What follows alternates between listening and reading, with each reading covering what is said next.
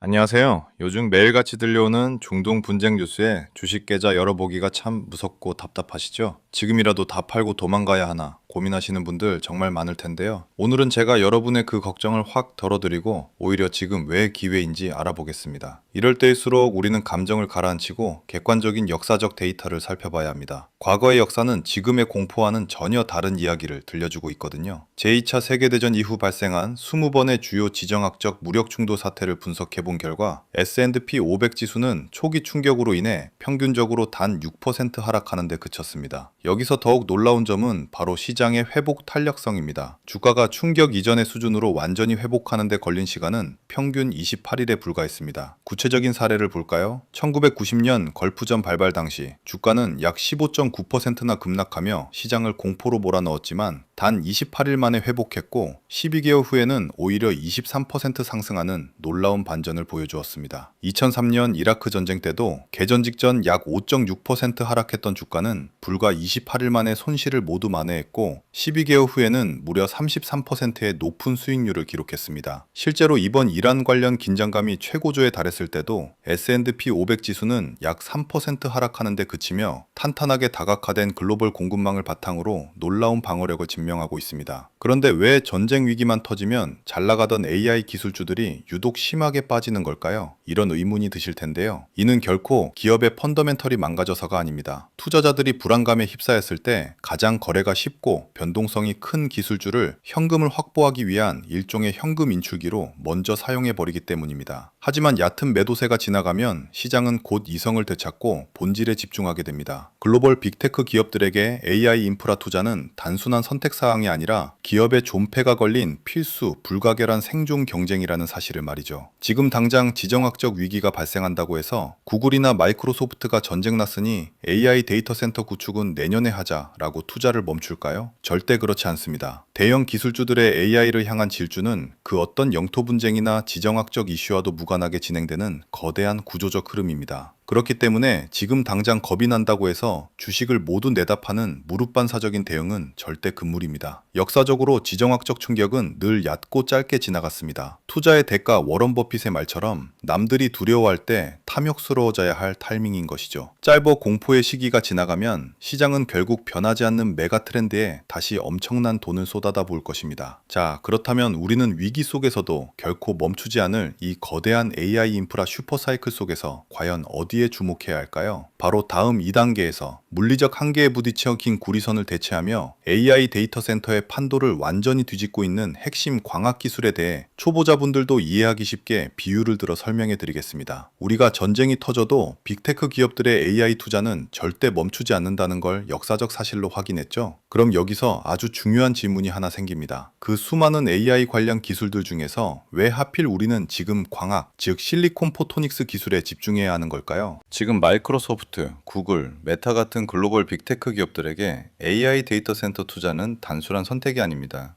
AI 작업량이 폭발적으로 늘어나는 지금, 전력 및 에너지 효율을 맞추는 것은 기업의 목숨이 걸린 생존 지표 그 자체입니다. 그런데 이들이 어마어마한 돈을 들여 데이터 센터를 지으면서 가장 골머리를 앓고 있는 최악의 병목 현상이 일어나는 곳이 어딘지 아시나요? 놀랍게도 AI 두뇌 역할을 하는 GPU 칩 자체의 연산 능력이 아닙니다. 진짜 문제는 바로 수십만 개의 GPU를 서로 연결해서 데이터를 미친 듯이 주고받게 만드는 네트워크, 그리고 여기서 발생하는 엄청난 전력 소모와 발열입니다. 지금까지 데이터 센터에서는 데이터를 주고받을 때 주로 우리가 흔히 아는 구리선을 사용해 왔습니다. 그런데 AI 모델이 6개월마다 2배씩 기하급수적으로 똑똑해지고 덩치가 커지면서 데이터를 전송해야 하는 속도가 400기가, 800기가, 심지어 1.6테라까지 수직 상승하게 된 거죠. 이렇게 되자 구리선은 물리적인 한계, 이른바 대역폭의 벽에 정면으로 부딪히고 말았습니다. 이해하기 쉽게 업계 전문가들이 자주 쓰는 아주 찰떡 같은 비유를 하나 들어드릴게요. 구리선은 마치 도심 속의 오래되고 녹슨 좁은 파이프나 다름없습니다. AI라는 어마어마하게 거대한 물줄기를 이 좁은 구리 파이프에 초고속으로 억지로 밀어넣으려고 하면 어떻게 될까요? 수압을 견디지 못하고 파이프가 터져버리거나 더 높은 압력을 가하다 보니 엄청난 마찰열이 발생해 시스템이 망가지겠죠. 실제로 구리선으로 초고속 데이터를 보내려다 보니 주파수가 높아질수록 전기적 저항이 너무 심해져서 신호가 금방 끊겨버립니다. 그래서 선을 점점 더 굵고 무겁게 만들어야 하는데 공간이 부족한 데이터 센터 안에서는 이게 불가능에 가깝습니다. 게다가 데이터 센터 전체가 찜질방처럼 뜨거워지니 냉각을 돌리는데 또 천문학적인 전력이 낭비되는 악순환이 반복되는 겁니다. 이 골칫거리를 단번에 해결할 유일한 구원투수가 바로 빛, 즉 광학 기술입니다.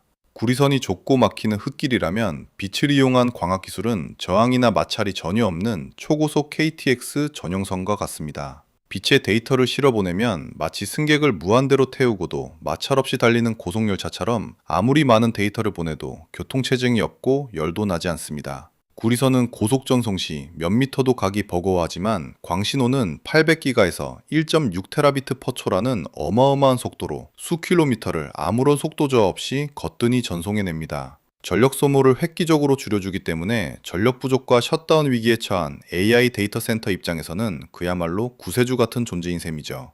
그래서 현재 400기가 이상의 초고속 데이터 전송 구간에서는 구리선이 급격히 한계를 드러내고 있으며 광학 솔루션의 도입이 필수 불가결한 상황이 되었습니다. 구리선에서 광학 기반의 고속 상호 연결 아키텍처로의 전환은 차세대 AI 인프라가 확장하기 위한 유일한 방법입니다. 자, 전쟁이나 지정학적 위기 때문에 당장 내일 주식시장이 5%부터 8%까지 빠지고 흔들릴 순 있습니다. 뉴스를 보면 당장이라도 큰일이 날 것 같죠? 하지만 빅테크 기업들이 AI 패권 경쟁에서 살아남기 위해 반드시 기필코 뚫어야만 하는 이 물리적 한계, 이것을 극복하게 해주는 광학 인프라 슈퍼사이클은 전쟁통에도 결코 멈출 수 없는 거대한 시대적 흐름이자 숙명이라는 사실, 이제 확실히 와닿으시죠? 위기가 와서 시장이 공포에 질려 광학 관련 기업들의 주가를 박앤세일로 던진다면 우리는 이 본질적인 수요의 폭발을 기억하고 당당히 기회를 잡아야 합니다. 이 거대한 슈퍼사이클 위에서 폭발적으로 성장할 진짜 알짜배기 미국 기업 3곳을 저와 함께 본격적으로 파헤쳐 보겠습니다. 빛의 속도로 데이터를 전송하는 광학 기술이 AI 시대에 왜 필수적인지 확실히 감을 잡으셨죠?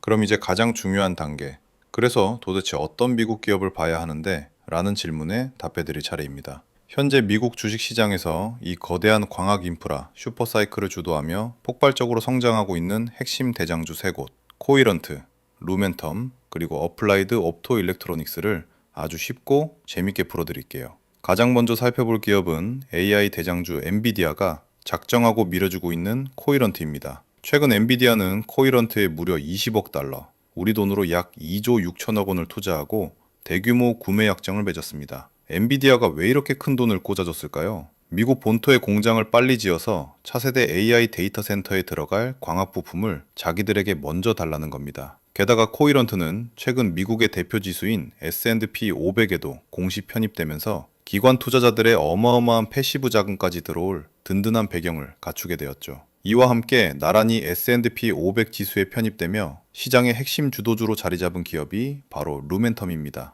루멘텀의 현재 상황을 한마디로 요약하면 행복한 비명입니다. 최근 열린 세계 최대 광통신 전시회인 OFC 2026에서 루멘텀은 자사의 생산 능력이 2027년 말까지 사실상 모두 품절 상태라고 자신있게 발표했습니다. 3년치 예약이 꽉 찬 초특급 맛집인 셈이죠. 루멘텀은 AI 클러스터 대여폭이 기하급수적으로 커짐에 따라 구리선이 한계에 부딪혀고 광학 연결이 대세가 될 것이라고 강조하며 시장의 트렌드를 이끌고 있습니다. 앞선 두 기업이 체급이 큰 든든한 마청들이라면 마지막으로 소개해드릴 어플라이드 옵토 일렉트로닉스는 1.6테라 초고속 시대의 가장 뜨거운 다크호스입니다. 이 회사는 최근 주요 하이퍼스케일러 고객사로부터 1.6테라 초고속 광트랜시버를 2억 달러 이상 대규모로 주문받는 잭팟을 터뜨렸습니다. 또한 앞서 말씀드린 OFC 2026 컨퍼런스에서 차세대 AI 인프라의 핵심인 초고출력 레이저를 선보이며 압도적인 기술력을 증명했죠. 쏟아지는 수요를 도저히 감당할 수 없었던 AAOI는 결국 미국 텍사스 공장의 레이저 생산 능력을 3배로 늘리기 위해 3억 달러 규모의 대규모 투자를 단행하고 있습니다.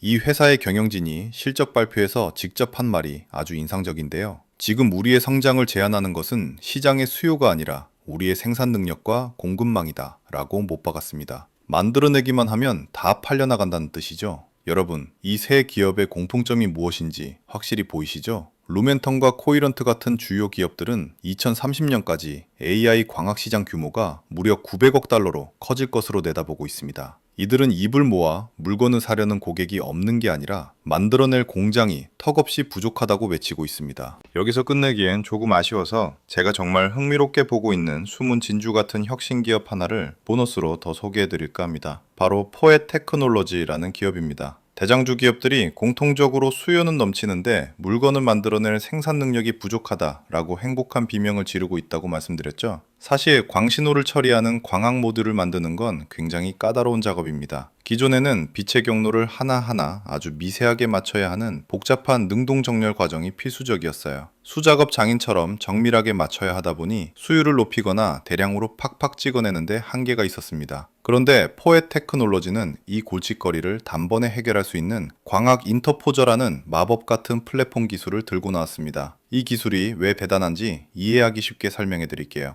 포엣 테크놀로지는 광학 부품과 전자 부품을 따로 조립하는 게 아니라 우리가 흔히 아는 일반적인 반도체 제조 공정을 이용해 하나의 실리콘 웨이퍼 위에 한 번에 통합해 버립니다. 이렇게 되면 어떤 마법이 일어날까요? 장인이 한 땀 한 땀 빛을 맞추던 복잡한 과정 대신 알아서 척척 들어맞아 생산이 가능해집니다. 게다가 조립을 다 끝내고 테스트하는 게 아니라 웨이퍼 단계에서 한꺼번에 테스트할 수도 있죠. 한마디로 광학 엔진 제조에 반도체급 대량 생산 방식을 도입한 겁니다. 결과적으로 이 기술을 사용하면 제조 단가는 확 떨어지고 제품의 신뢰성은 오히려 높아집니다. 무엇보다 현재 AI 데이터 센터가 가장 목말라하는 800기가비트는 물론이고 차세대 1.6테라 초고속 통신 장비의 진정한 초대량 생산이 비로소 가능해지는 것이죠. 포엣 테크놀로지는 바로 이 거대한 전환기 속에서 광학 부품의 대량 생산을 가능하게 만들어주는 핵심 열쇠를 쥐고 있는 기업입니다. 빛이 미래를 주도하는 시장에서 포엣 테크놀로지가 앞으로 어떤 폭발적인 잠재력을 보여줄지 꼭 관심 종목에 넣어두고 함께 지켜보시면 좋겠습니다. 중동발 지정학적 긴장감 때문에 국제 유가가 오르고 당장 주식시장이 며칠 흔들릴 수는 있습니다. 하지만 엔비디아 같은 빅테크들이 수조 원씩 현금을 꽂아주며 제발 물건 좀 만들어 달라고 애원하는 이 거대한 광학 인프라 슈퍼사이클은 결코 멈추지 않습니다. 시장이 단기적인 공포에 질려 이런 엄청난 알짜 기업들의 주가를 박앤세일로 던진다면 우리는 이 본질적인 수요의 폭발을 기억하고 흔들림 없이 기회를 잡아야 합니다. 구독과 좋아요 잊지 말고 꼭꼭꼭 눌러주세요.